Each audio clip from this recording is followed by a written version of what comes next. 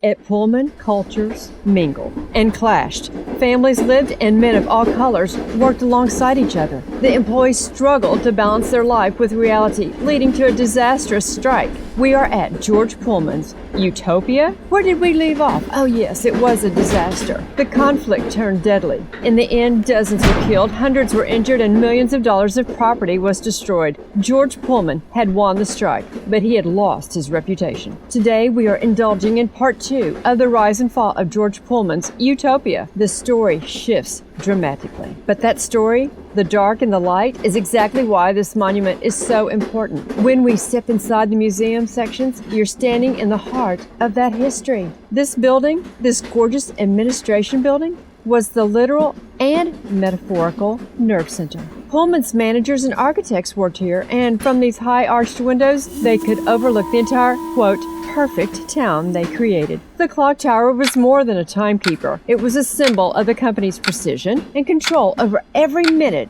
of its workers' lives. When you're standing in these halls, you can't help but think about both the visionary ambition and the tragic conflict that played out right here. Let me touch on the highlights of the timeline. These events most certainly will pique your interest in this seemingly unknown slice of American history. So you are interested in details of Pullman's Utopia? Well, workers could not own their own homes, and Pullman employees paid a third of their income in rent directly to the company, deducted automatically from their paychecks. Company officials prowled the streets to ensure workers were following the draconian town rules, which included prohibitions on alcohol and public gatherings. Those were not sanctioned by the company. One critic described Pullman's business ethic as a benevolent, well-wishing feudalism. There is the deep, dark background of discontent, which it would be idle to deny. It was in 1859 that George Pullman launched the first deluxe railroad sleeping cars bearing his name. They were all an instant hit, offering middle and upper class passengers the comforts of home. All the Pullman car conductors were white, but the porters who tended to the passengers were black. Many of them were former slaves, as Pullman theorized. They would be used to be the subservient roles of lugging baggage, making up the sleeping berths, and serving the white passengers every whim. After they retired for the night, passengers could place their shoes in a small compartment accessible from the corridor, where the porters would retrieve them and shine them while the passengers slept. A life of long hours and low pay. Decades later,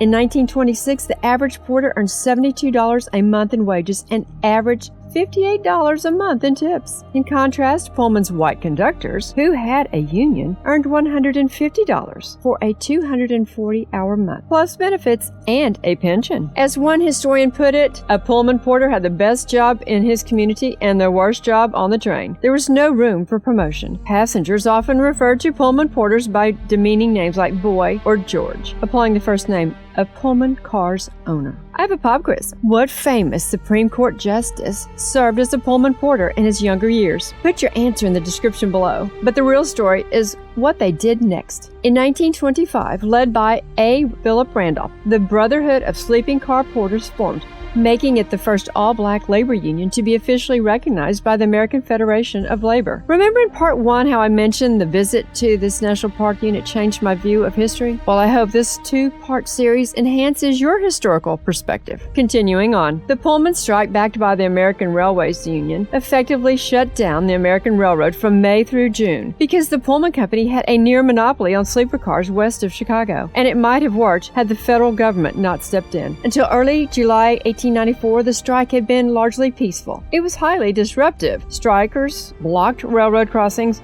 uncoupled Pullman cars from trains, and occasionally clashed with strikebreakers, though the violence had been minimal. Here's a lesser-known fact. The same month that President Cleveland sent troops to break the Pullman strike, he signed legislation to create the Labor Day holiday. The federal government publicly celebrated workers while showing it would viciously stamp out any action that harmed corporate profits. When federal troops broke the strike, Pullman's workers returned to their low-wage jobs with no concessions from the company. Corporate monopolies, backed by the power of the state, had defeated labor. I found this interesting. When George Pullman died 3 years after the Pullman strike, his Chicago grave had to contain concrete reinforcements to prevent desecration. Eugene Debs eulogized Pullman by quipping, "He is on equality with toilers now." Why did it all end? I'm referring to George Pullman's Utopia. Well, after the strike, a 1898 court order forced the Pullman Company to sell off all the non-factory parts of the town. The residential area became part of the city of Chicago. Let's tour the neighborhood to see the ruins and the future of the city of Pullman. We cross the street into the arcade park to investigate any of the old structures that were still around. The forgotten elegance of the Hotel Florence, the beautiful architecture of the Greenstone United Methodist Church, and Market Hall. And where is the arcade? Completed in November 1881 and named after George Pullman's eldest daughter, the Hotel Florence was one of the first and fanciest structures. Under the control of the state of Illinois, it is in the long, drawn-out process of being renovated. We were unable to go inside. We walked around some of the flower gardens. If only those bricks could talk. We continued on the path to the former livery stables, which are still intact and in use. Nice. You can see the echoes of the era here in the historic Pullman Foundation Visitor Center, which houses incredible artifacts and an exceptional display area. It's got a bit of a classic, preserved 1960s feel, but the items themselves are powerful. Furniture and photographs from many decades make up the bulk of their collection. The thing I found the most exciting about the center is that it is situated where the monstrous arcade once was erected. The arcade was the largest non-factory building and covered around an acre of land. Sadly, it fell into disrepair and was demolished in 1926. I suppose a building of that grand size would take tons of work and money to maintain. What you see today was built by the American Legion in 1953. Please don't take offense, American Legion, but seriously? Boy, what a pitiful change in architecture. Walking south, you see the breathtaking Greenstone United Methodist Church, a gorgeous example of serpentine stone architecture that's currently under a major renovation to preserve it. Nearby, you find the remnants of Market Hall, once a bustling community hub, now standing as a beautiful ruin. As I walked around this mess, I tried to imagine the sounds I would have heard back a century ago. Still existing encircling the Market Hall ruins are these colonnaded apartment buildings. Pullman had built them in 1893, and they were occupied by guests